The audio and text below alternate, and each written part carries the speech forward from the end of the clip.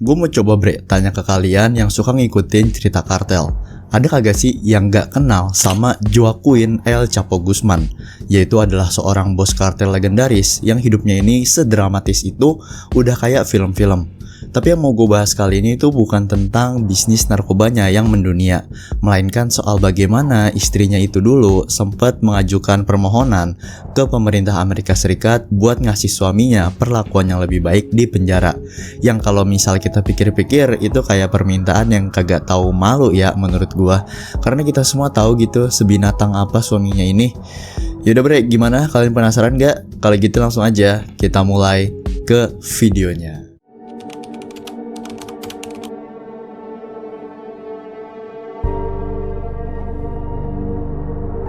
Jadi ceritanya gini El Chapo itu udah dikirim ke penjara paling mematikan di Amerika Serikat pada tahun 2016. Dan ya sejauh ini sih emang kagak ada gitu yang masuk ke sana dan keluar dengan keadaan yang sama. Itu juga kalau mereka keluarnya hidup-hidup ya kan.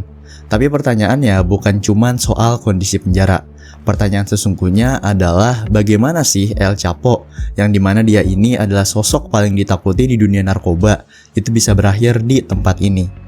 Di era 90-an, El Chapo adalah salah satu raja narkoba terbesar di dunia. Kedua setelah Pablo Escobar. Dengan kekaisaran narkobanya yaitu kartel Sinaloa, dia ini udah berhasil ngasilin 3 miliar dolar per tahunnya. Awalnya dia ini adalah anggota dari kartel Guadalajara sebelum ngediriin organisasinya sendiri kan.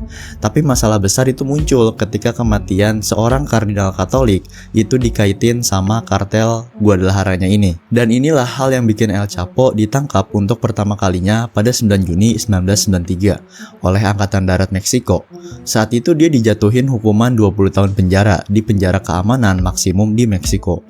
Kalau kalian pikir ceritanya El Chapo tuh selesai di balik jeruji Meksiko ini di penangkapan pertamanya ini, kalian salah besar Dengan uang dan pengaruhnya itu bikin dia kagak bisa ditahan gitu aja. Pada tahun 2001 dia ngelakuin pelarian pertamanya yang legendaris. Dengan bantuan seorang penjaga penjara yang korup yaitu Francisco El Chito Camberos Rivera, El Chapo berhasil nyuap 2,5 juta dolar untuk ngatur pelariannya. Caranya yaitu dengan El Chapo yang disembunyiin di kereta cucian Mungkin setelah denger ini kalian ada yang heran gitu kan. Kok bisa kereta cucian keluar dari penjara keamanan maksimum tanpa ada yang curiga? Nah jawabannya simple yaitu karena hampir semua penjaga penjara yang ada di penjara ini itu udah ada di bawah kendalinya. Bahkan direktur fasilitas penjara pun ada di daftar orang-orangannya El Chapo waktu itu. Setelah kabur, radar pemerintah Amerika Serikat tentunya langsung ngelirik ke dia kan. Dan setelah itu pun El Chapo kagak cuma leha-leha gitu, dia terus ngejalanin bisnisnya. Dan itu bikin dia jadi target utama Amerika Serikat. Tahun 2014, Meksiko kerjasama bareng DEA dan US Marshal Service untuk nangkep El Chapo.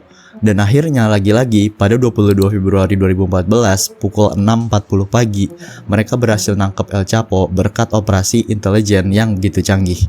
Dia dikirim nih ke penjara federal sosial readaptasi nomor 1 di Almoloya de Juarez dengan keamanan yang juga super ketat. Polisi bahkan pakai helikopter Black Hawk gitu buat mindahin nih orang. Dan pengawasan penjaranya juga ditingkatin gila-gilaan waktu itu. Tapi lagi-lagi kita harus ingat kalau ini El Chapo bos kartel yang emang tabiatnya itu paling licin sedunia. Pada 15 Juni 2015 dia ngelakuin pelarian yang kagak kalah epik sama pelarian dia sebelumnya.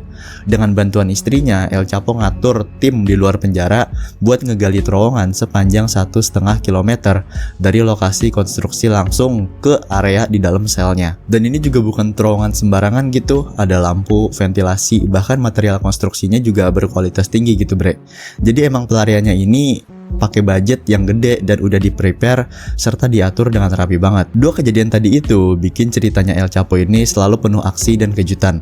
Meskipun dia akhirnya ditahan di penjara keamanan tertinggi di Amerika Serikat, bahkan di sana pun dia masih jadi topik hangat Dari pelarian legendaris hingga drama keluarganya, El Chapo tuh udah tetap jadi simbol bahwa di dunia kriminal kagak ada yang namanya hal mustahil, terutama kalau punya cukup uang dan pengaruh.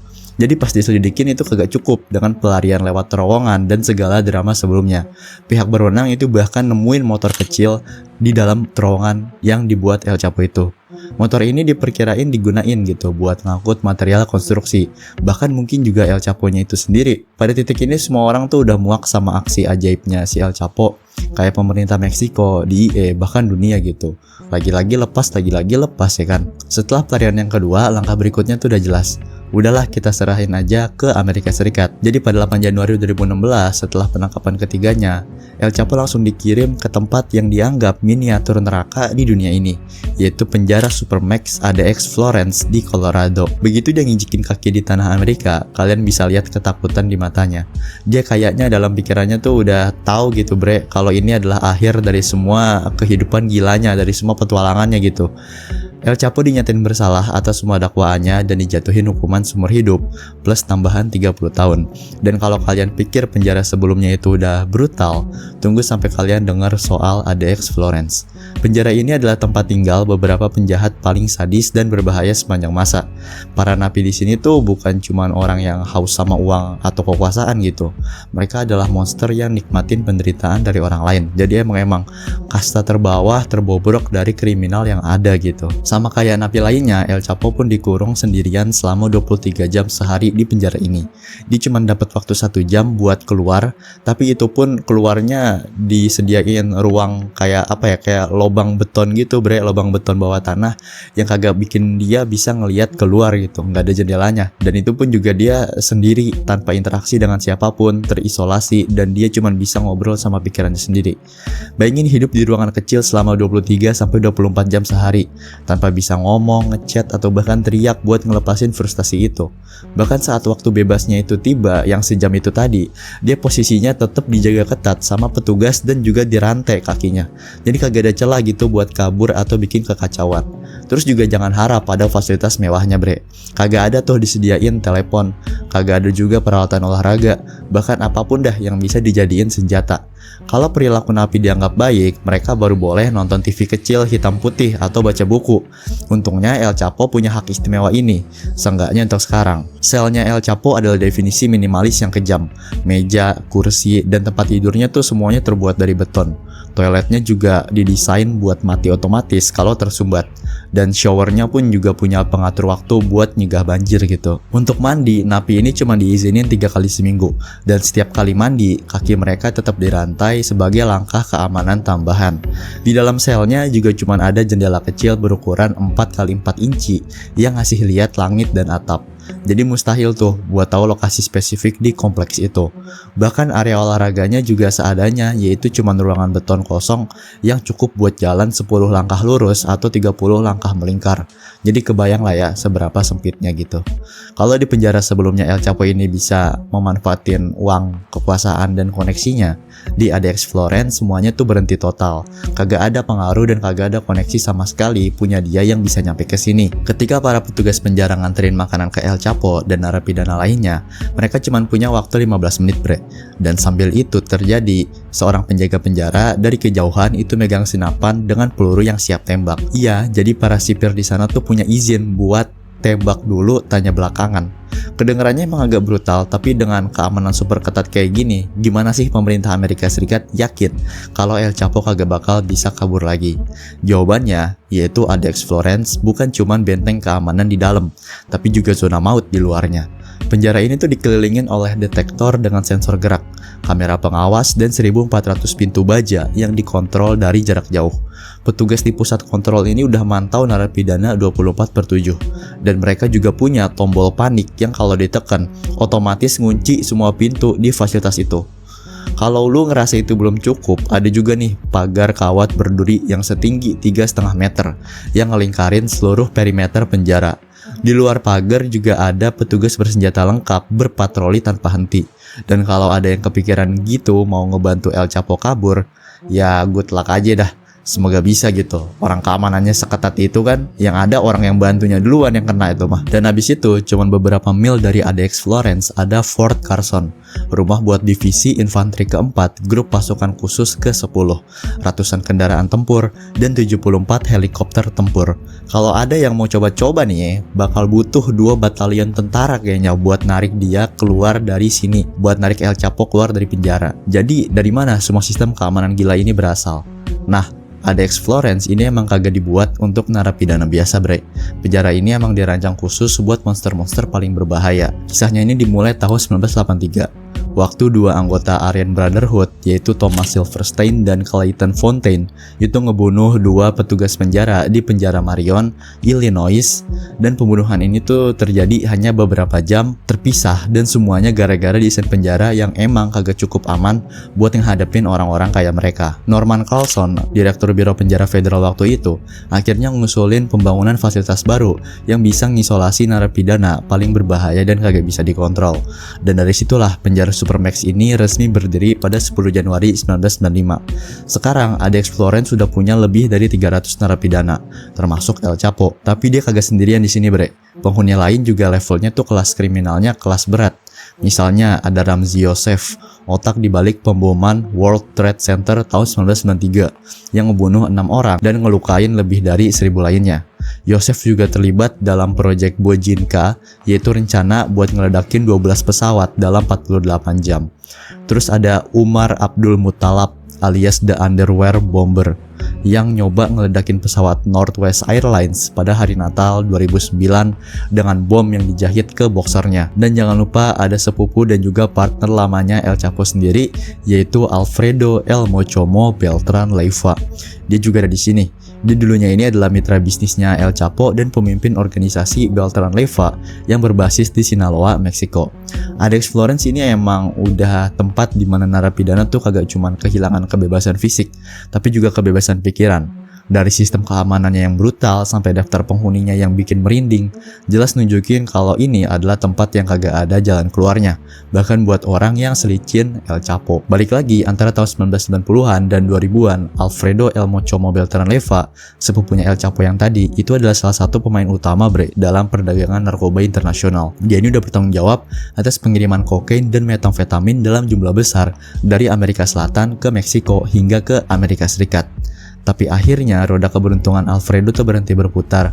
Pada 15 November 2014, dia langsung diekstradisi ke Amerika Serikat untuk menghadapin dakwaan pengiriman seenggaknya 27,9 ton narkoba. 2 tahun kemudian, pada 23 Februari 2016, Alfredo akhirnya ngaku bersalah atas konspirasi perdagangan narkoba internasional dan dijatuhin hukuman penjara seumur hidup plus 50 tahun pada 2017.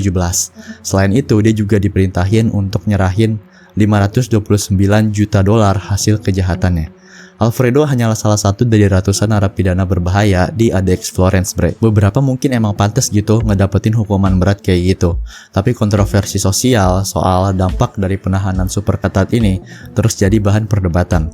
Sejak ADX Florence dibuka pada tahun 1995 tadi, udah ada 8 narapidana yang bunuh diri di dalam kompleks ini. Pada tahun 2012, 11 napi bahkan ngajuin gugatan hukum terhadap Biro Penjara atau BOP. Gugatan itu tuh nuduh adanya kekerasan kronis dan kegagalan dalam mendiagnosis napi dengan gangguan mental yang serius. Kritikus bilang penahanan dalam sel isolasi untuk waktu lama itu emang bisa ngerusak kesehatan mental dari para narapidanya itu sendiri. Banyak studi yang mendukung klaim ini, begitu pula pernyataan dari para napinya itu sendiri. BOP nanggapin kritik ini tuh dengan mengatakan bahwa mereka nyoba ngehindarin langsung melepas narapidana dari unit isolasi ke masyarakat. Kalau diperlukan, mereka nyediain juga kok program reintegrasi untuk mempersiapkan napi kembali ke komunitas. Tapi buat narapidana di unit H kayak El Chapo, situasinya tuh jadi lebih ketat. Mereka dikenakan langkah administratif khusus yang melarang komunikasi dengan jurnalis atau bahkan komunikasi pribadi dengan pengacara atau keluarga mereka. Selama ini istri dan pengacaranya El Chapo udah berjuang terus-terusan gitu untuk mengubah kondisi penahanan dari El Chapo-nya. Tapi coba mari kita berpikir realistis, bre. Peluang banding ini dikabulin itu jujur aja hampir nol. Meski begitu, jika El Chapo terus nunjukin kelakuan baik, ada kemungkinan kecil dia dipindahin ke penjara dengan keamanan yang lebih rendah, kayak kebanyakan narapidana dari ADX Florence ini. Tapi bahkan jika itu kejadian, ada satu hal yang jelas, nggak ada cara bagi El Chapo untuk kabur dari ADX Florence ini. Untuk sementara, di mana dia masih ada di ADX Florence. Penjara ini bukan tempat yang dibuat untuk menerima narapidana, tapi tempat di mana para penjahat yang terburuk itu menghasilkan jalan mereka ke sini karena perilaku mereka yang terlalu berbahaya. Jadi emang ini tuh bukan tempat pembuangan, tapi emang tempat-tempat yang tanpa sadar para narapidana, para kriminal ini pilih karena kelakuan mereka yang sebinatang itu, ya otomatis nanti bakal dilariin ke ADX Florence. Oke bre, mungkin segitu aja buat video gue kali ini. Kalau kalian suka sama pembahasan soal kondisi penjaranya El Chapo ini, kalian bisa like, comment, share, dan juga subscribe channel ini.